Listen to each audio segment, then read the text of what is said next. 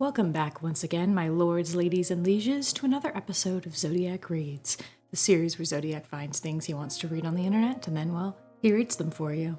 For our 8th installment, we are once again back on r/RPG horror stories to tell a series of tales about a asshole DM, as it were. This will be a long one, so buckle up for the ride. And also, if you're wondering why the intro and outro for this video, and possibly a couple of the future ones, sounds a little weird, it's because I am recording these bits in a different location than when I recorded the stories, so bear with me on that. But enough of my ramblings, let's get right to the story. The Asshole DM and His Questionable Behaviors, a collection of short stories and descriptions, by user Memento Mori 2020. Hello everyone, this is my first time writing a horror story. Please bear with me if there are any errors or weird writing. Names of people involved have been altered. This is also only an account of my perspective, and another friend of mine has the full story. He is in the process of writing his own account as far as I know, but I thought it would be fun if I provided my own account as well. Hope you enjoy it. I'm a person who enjoys role-playing games of all kinds. I started playing JRPGs from childhood, and as I grew older, I started looking into other mediums as well. I got interested in D&D during 2017 because I found out that Matt Mercer voiced a character that I liked. From there, I tried many times to find a group I could join and learn the game with, but I kept failing until mid to late 2020 where I actually managed to join a game where I got invited by a friend. At this point, I've been trying for 3 or so years. It was harder for me to find games due to my time zone. So when I joined the DM's Discord server, I was incredibly excited to go through all of the motions of playing a true D&D game for the first time. My first encounter with the DM went well as far as I could remember. We introduced ourselves, talked about the game, he expressed passion for what he was doing, and it really gave me a positive vibe. Like, I could put all of the past failed attempts at getting into D&D behind me and finally enjoy something good. The one hiccup that I could remember was how he seemed to really heavily dislike anime, which I'm fine with because I understand that it's not for everyone. From then on, some weeks passed, and some other people came and went before our group was solidified. We ended up with Human Samurai, played by Sol, Aarakocra Warlock, played by Gleb, Elven Rogue, played by me, Drow Druid, played by Spider, and Human Fighter, played by my friend, who we will call Vane. I was excited after finding out about our lineup, and could barely contain myself before the first session came along. But all I could remember now from that first session was boredom. Essentially what happened was that the Spider and Gleb's characters were captured due to the race being exotic, and were sold into a coliseum to fight for entertainment. Vane fought Spider in a 1v1 PvP battle at level 1, which involved little to nothing except slapping swords around and throwing some cantrips. Once the fight was over, Vane lost to Spider, we found out that an important government official who attended the event was murdered! And we were all then captured due to being suspects of the murder, even though we did basically nothing to incriminate ourselves. Vane was spared from capture because his character worked at the Coliseum and was a trusted member. Then afterwards, the DM talked in a separate voice channel to Vane, which I later found out was him trying to convince Vane to basically help break us out when Vane has little to no reason to do so in character. He had some basic reasons, such as honor and it being the right thing to do or whatever, but none that were compelling enough to basically ruin his good reputation as an upstanding citizen just to break out a few strangers that he didn't even know. I still aren't sure objectively whether or not this is a bad thing, but in my opinion he did the best he could with what the DM gave him, which isn't very much in all honesty. Vane wasn't receptive to the DM's suggestions, and did what his character would have done, which is go to sleep after a long day of being beaten down in the arena and then subsequently being bumped around in a chaotic coliseum with people trying to escape after finding out about the assassination of the important political figure. From there, the session ended. It was perhaps not so boring for Spider and Vane, but for the rest of us, we barely got to do anything. I thought maybe this was just a slow start, and wanted to reserve my judgment, so I didn't say much. But the next few sessions were just as boring, if not worse in some cases. Eventually, after enough coercion and guilt-tripping, Vane finally caved in and followed what the DM wanted him to do and helped break us out while we were being transported into court for our trial. The catch is that Vane was forced by the DM to spend 2 or 3 hours planning the attack on the caravan carrying our characters, whilst we were forced to wait and listen to it drone on and on and on. At the end of it all, it accumulated into a 5 versus 11 level 1 slap fight where, again, we barely did anything other than flail our swords around for 2 hours straight. The combat was long, grueling, and torturously boring. But still, I hoped it would get better and kept quiet. It is worth noting now that our DM streamed his games. He loves to welcome any new people coming into his streams and answer their questions in stream chat. He also gives a recap of whatever happened up until that point every time someone new comes in. It wasn't all that bad at first. I actually liked the ideas of our games being streamed as it reminded me of Critical Role, which the DM is a giant fan of. But after a few months, it just got kind of annoying to hear him chime in and interrupt every one of our RP conversations to welcome someone who just tuned into his stream. It's very immersion breaking, which is ironic considering that he always likes to go into how much he wants us to immerse ourselves into the world and it's good storytelling out of game. And when I asked him to tone it down politely, he gave the excuse that he has to do it as a smaller streamer and continued doing it anyway. There are other out-of-game behaviors that he exhibited as well that I now recognize as red flags long after I've quit the game. He is incredibly elitistic, frequently treating me as a lesser person because I like D&D despite never having watched Lord of the Rings before. He treats me as an edgelord just because I play a rogue, and describes my character as fat and unattractive just because of my charisma score as a dump stat. He basically goes into a tangent about how my tastes are trash and anime is bad every time I'm talking about my favorite JRPGs with the other players in chat. I should mention that I barely even watch anime myself. I just play JRPGs, so I am nowhere near whatever his idea of a fat, filthy weeboo is like. I barely even talk about anime-related stuff, yet he seems to love focusing on that part of my personality. At one point, we were talking about COVID and getting vaccines. Vane said that he's going to get it later instead of immediately, due to him being busy with his job, to which the DM responded with, "Stupid weebs," even though that has literally nothing to do with the conversation at hand. By this point in time, we had been playing together for a few months. Despite all of his red flags, I still enjoyed my time with the campaign because of the other players. Spider is a really charming person to listen to, and he showed me the ropes on how to roleplay and voice chat, which I never did before. Vane was quiet 90% of the time, but he is still fun to talk to. Gleb was weird, but he is friendly and unpredictable, which keeps things exciting. And Sol is just such a cool big brother type of person that I look up to a lot because he would always encourage me whenever the DM shuts my ideas down. Really, the only reason why I even stayed in this group is because of all of them, and even that was ruined by the DM soon after. Gleb was a friendly guy, but he often missed the sessions due to life problems and internet problems. This greatly frustrated the DM, and everybody could tell that he hated Gleb. One day, after our session, they suddenly got into a debate about how a rule should work, and the DM got agitated, started calling him names, insulting him, and generally just being an immature dick to Gleb. Whether or not Gleb was in the wrong on how the rules should function, he never swore at the DM or said anything malicious, so that only soured our opinion of the DM even more. After that debate, Gleb was kicked out, and we were now only 4 members. Sol also left too soon after because of work commitments, but he also told me later on in our Discord messages that it's because he didn't want to play under this DM, but still wanted to leave on good terms. It greatly saddened me to not be able to play with him anymore, but I kept playing in the campaign anyway because the DM got another one of his friends to join the game with us. On a side note, Vane's character unfortunately died in an encounter, but he said he thought his character was boring anyway, so he happily changed to another character that he thought was cooler. He's now a human ranger.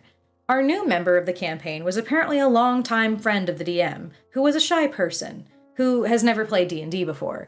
She played a human wizard, and she will be addressed as Jane from here on. I lost a lot of motivation to play when both Sol and Gleb left, since they, along with Spider, are pretty much the only ones keeping the game interesting. But I kept playing because I thought perhaps Jane would help keep the game interesting enough for me to keep playing too. Unfortunately, even though Jane is also a pleasant person to hang out with, she was too shy to really participate and only really spoke when spoken to. We were all very shy ourselves despite playing together for a while, so we couldn't really help ease her into the game that well. What's weird, though, is that the DM actually started allowing us to play the game in a fun way. Instead of being chased around for a crime that we barely had anything to do with or have any motivation to solve, we entered his version of medieval Las Vegas and began on a quest that would see us dethroning the evil owner of a casino that exploits the local populace. He also invited a few of his streamer friends from the time as guest players, and their level of role-playing is something that I never experienced at that point. It felt as if I'm playing with people that actually took acting classes, and that really improved my experience with the game. For the first time, I'm actually having fun in his world without all of the crap he pulls to weigh us down. So maybe I thought that everything will be better from here on. It didn't last long. Though his game became more fun to play because of the shift in DMing style, less railroading and more actual exploration that allows us to make choices, his out-of-game irritating behavior continued, and every passing days it just gnaws away at my patience continuously. I really wanted to be on friendly terms with him, so I talked to him more out of game and tried to be friendly.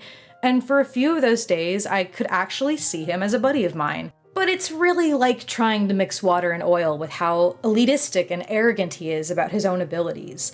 He basically acts like he's as good as Matt Mercer, and even pompously tells us to abide by the RPG etiquettes that Matt himself talked about in one of his videos, when the DM barely follows anything he says. Fast forward a few more sessions. I was basically at my breaking point. At some point, the fun I felt when he was actually doing good as a DM sort of fizzled out, and I got irritated at how he changed and limited my combat options with some long-ass rules document that I didn't understand. I barely studied the rules of D&D and just rolled with whatever the group said the rules were at the time. To this day, I still think that I have some faults in this because I acted somewhat immature.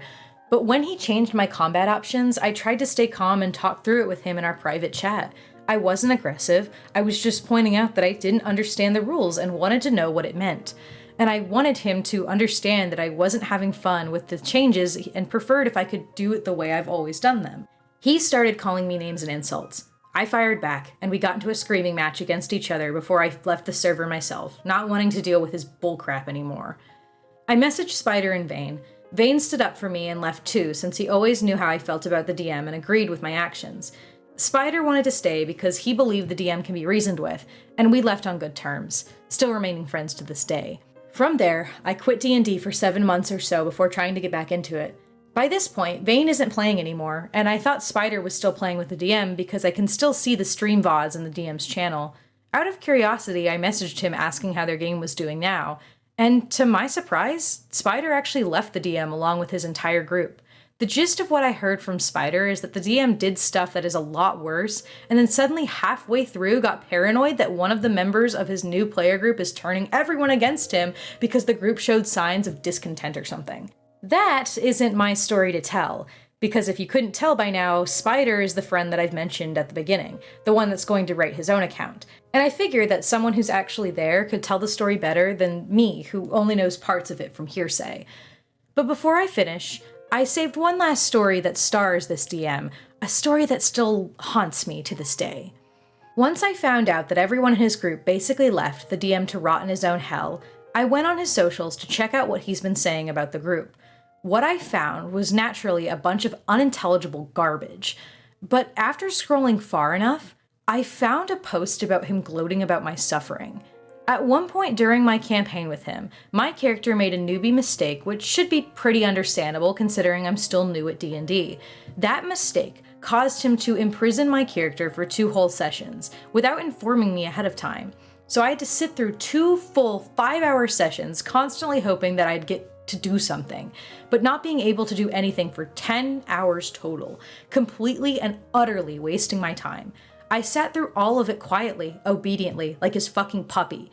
He gloated with glee in his social media post that there was this one edgelord in his game who wanted to play hero, and he punished the edgelord by not allowing him to play for 2 sessions. And once the punishment was over, that edgelord is now the most loyal player trying to keep the group together. The only fucking reason I ever fucking wasted my goddamn time keeping that group together was because I like the friends I've made through this game. They're all wonderful people who unfortunately had to suffer through his fucking bullshit. And after seeing that post, I've been infuriated to all hell. I used to think that perhaps I was too harsh. Perhaps everything could have worked out well. But no longer do I feel that way. That cunt can rot in hell. And yes, I was kinda edgy when I played that character, but I try my best not to be too edgy with it. He seems to be the only person who has a problem with my amount of edge, but what do I know about the correct amount of edge anyway? It is quite the petty thing to say, but I am so glad that post got disliked. And I am glad too that I finally got around to writing this post. I hope you guys enjoyed reading it, and I hope that it didn't come across as too, well, negative. I really did try to think critically about what I could have done better. It really weighed on my mind that day after I quit his game. But now I feel absolutely no remorse after knowing that even after I left, his new group despised him. I learned a lot from this whole ordeal, and I'm happy to say that I'm playing in multiple games now. None as boring as his crap, and none with DMs that are as shitty as him as a person. And also, I'm considerably less edgy. I think. I hope. Wowie zowie, an asshole DM indeed. I think there's a very common phenomena I see within tabletop RPGs and their GMs and things like that, is where sometimes they're the most wonderful people on the outside, but, a bad DM, and that's the problem and all that. This is, truly, I think, the opposite. Yes, it very much seemed like the game was boring, or that maybe there was a lack of experience and things like that, but I certainly don't think, hearing this story, that is at all the worst of the problems, and I think OP knows this too. It's one thing to play a game with some friends and all of you are inexperienced and you're all doing your best, and it just, maybe you have some hiccups along the way, but you learn and grow and develop together. It's another thing to just play bad D&D with a just shitty human being. I think what sucks about this is I think there's another universe out there where everyone realizes how shitty the DM is, and, all the players band together and say, you know what? We like playing with each other. Let's just make our own game and, walk away from it. And I wish that would have happened, because it certainly seemed like no one in the group really liked the DM per se.